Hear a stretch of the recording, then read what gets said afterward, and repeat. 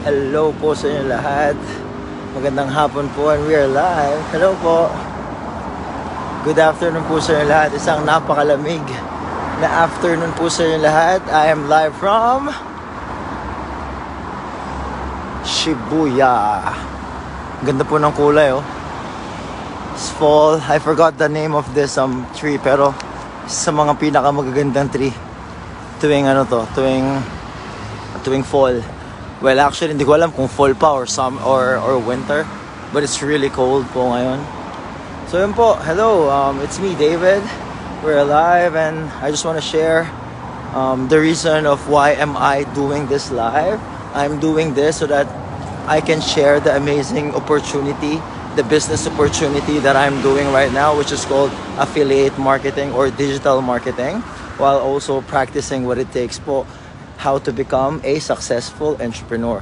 By doing this po, I'm practicing to be better and I'm also trying to offer value para sa mga taong gusto rin pong magkaroon ng negosyo or yung mga taong walang idea kung paano nila sisimulan ang kanilang negosyo or pagka gusto po nila na magkaroon ng mindset shift or if you are in a place where you want to be better every day.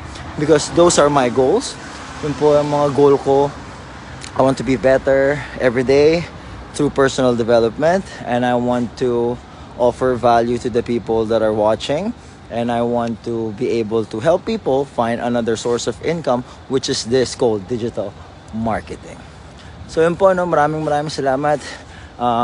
Today po I'm going to discuss one of the most important rin po na factor if you want to be successful in everything that what you do. Kung hindi mapa-business or mapa-personal life, I think this is really important. It's really important to have what am I talking about right now. Let's go straight away to the topic. It's all about, basahin ko po, the power of vision. Vision. Ano ba ang tingin mo sa future? Ano ba ang direksyon? Vision. Ano ba ang iyong gustong marating? Yun po ang vision. So ano ba ang vision? Bakit ba ito important? Remember, kung ikaw po, if you have something, if you have a goal, if you want to achieve something, napaka-importante po na magkaroon tayo ng vision. Like me, I want to share my vision to you. My vision is for me, my vision in the next 5 years, I'm earning 2 to 3 figures. I'm talking about dollars po, dollars. Kasi sa Japan maraming zero. So madali lang maka-earn ng 3 figures. So yeah, my vision is to be financially independent, financially free, which this business can do. Nagagawa po ng negosyo na ito. Kaya po tayong bigyan ng financial stability and financial freedom nitong negosyo na ito. Pangalawa, I want to have, my vision is for me to spend my time with my family more while traveling the world.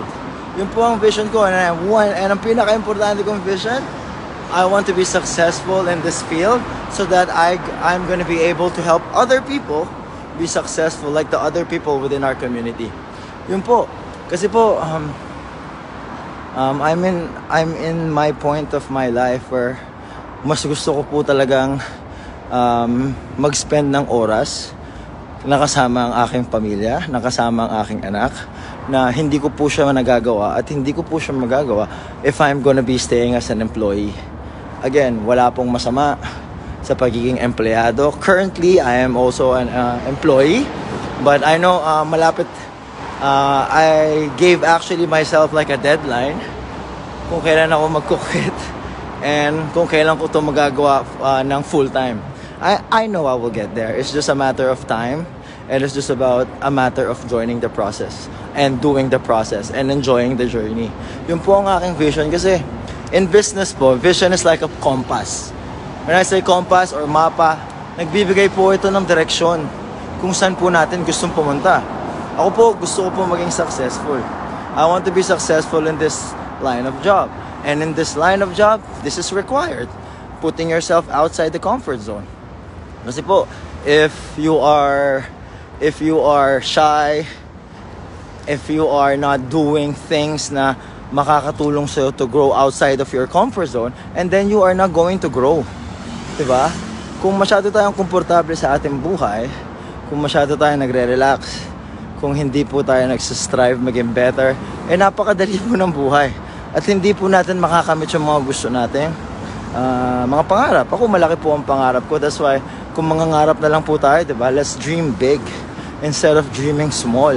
So, in this business, lahat po ng sinabi ko sa inyo, kaya po niya itong gawin. That's why I'm doing this. This is one of the requirements in becoming successful, giving value, doing things that will get you to your goals. Kaya ginagawa ko po siya. So, bibigyan ko po kayo ng 3 benepisyo. Bakit ba importante magkaroon ng vision? Like I said, if you are an entrepreneur or if you are an aspiring entrepreneur, kailangan mo ng vision kasi ikaw ang captain ng inyong negosyo. Ikaw ang boss. Ikaw ang driver. So, ikaw ang magde-decide kung saan ka papunta. Gusto mo bang pumunta sa landas ng tagumpay? Gusto mo bang pumunta sa landas ng normal lang? Gusto mo bang pumunta sa landas ng you quit and you failed?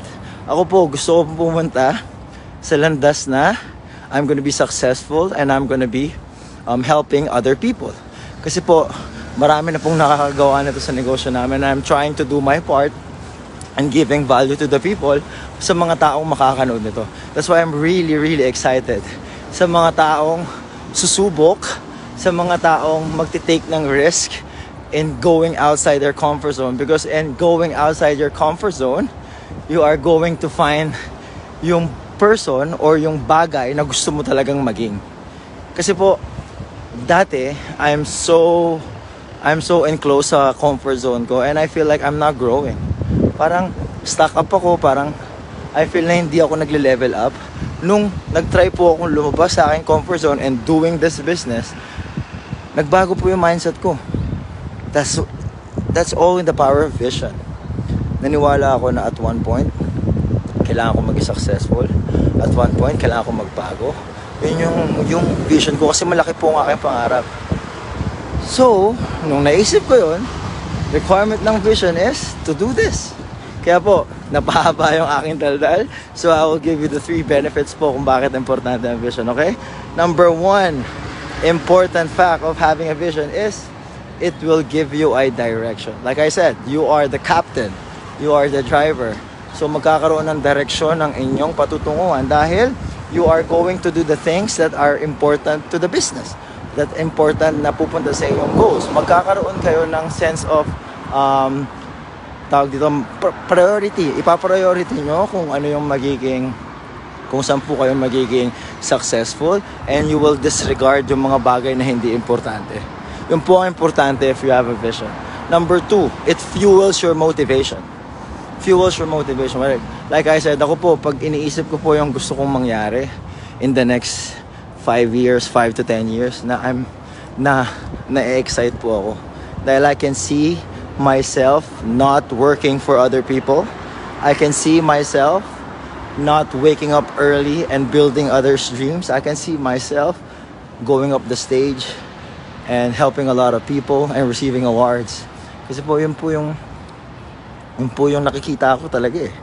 And I'm going to work hard towards it and I'm enjoying the journey. Yun po. And the third one is it will help you stay on focus. Totoo po to. Ngayon na meron akong vision, I only have one goal, to be successful in this. So lahat po ng mga distraction at lahat ng mga hindi importanteng bagay, minsan ginagawa ko pa rin, pero alam mo yun, mas nagkakaroon ako ng kunyari, checklist, hindi importante to. Let's drop this. Hindi importante to, wag natin tong gawin. So, nagkakaroon ka po ng sense ng focus. So, yun po, I will give you again the quick recap kung ano po ang nagagawa ng vision. Bago pa po ako magdaldal dito, alam nyo naman po madaldal ako. And I can talk for hours. And just a quick recap po bago ako magpaalam. Number 1 is, it gives you a sense of direction. Having a vision, magkakaroon po kayo ng direksyon kung saan kayo papunta. Ako, gusto kong pumunta sa tagumpay. I want to be successful. So all of your decision, o lahat po ng mga decision na ginagawa ko, and lahat ng action na tinatry ko pong gawin is towards that, towards po doon. So I'm not telling this because I'm a perfect person. I'm not telling this na na-master ko na lahat. Hindi ko po sinasabi dahil magaling ako. Hindi po. I'm just telling this as a reminder to myself. Pinapaalalahanan ko lang rin po ang sarili ko. Dahil alam ko po na ito yung mga dapat na kailangan ko rin gawin. So this is also a reminder for me. And pangalawa is, it fuels your motivation. Diba? Sino ba namang di ma-motivate if you are dreaming, if you are goal to be a millionaire, diba? Ako, ginaganaan ako. Sino ba namang hindi gaganaan if your dream is to be your own boss and have financial independence, diba? Kaya po na-motivate po ako. Help of the vision. And the last one is, it will help you stay focused. Kasi if you have a vision, if alam mo kung saan ka patungo, if alam mo kung ano importante, ika-cancel mo lahat ng hindi importante and distraction para makuha mo itong goal na to. So yun po. I hope that I added value sa inyong afternoon or sa inyong umaga or sa inyong evening, whichever part of the world that you guys are watching. My intention po of this live video is for me to be able to share this amazing business that we are doing called digital marketing, and also practicing what it takes to become a successful entrepreneur but through personal development. So yun po, it's me, David. Bago ako magpaalam, let's do a quick tour dito sa Shibuya, one of the popular city here in Japan. Dami ng tao. Uwian na po kasi. Look at this. Back to school. Tagal ng back to school. Yan po. Diba? Like, this is what you call golden hour. Pagka po ganyan na ang araw. Golden hour. Streets of Japan. Itong part ng Shibuya po na ito, malinis tong part ng Shibuya na to. Yung dun sa may, yung dun po sa Shibuya na maraming tumatawid, napakadumi na po dun. Knowing that Japan is a really clean country, meron rin pong mga places na madudumi because of there's so many people, and lalo-lalo na po parang party area po siya. Okay? Ganda po ng kulay ng mga leaves. So yun po. Maraming salamat. Malapit na po ako sa train station. I hope that I added value to your afternoon. And I will see you guys again for my next live, which is tomorrow. Sige po, maraming salamat po.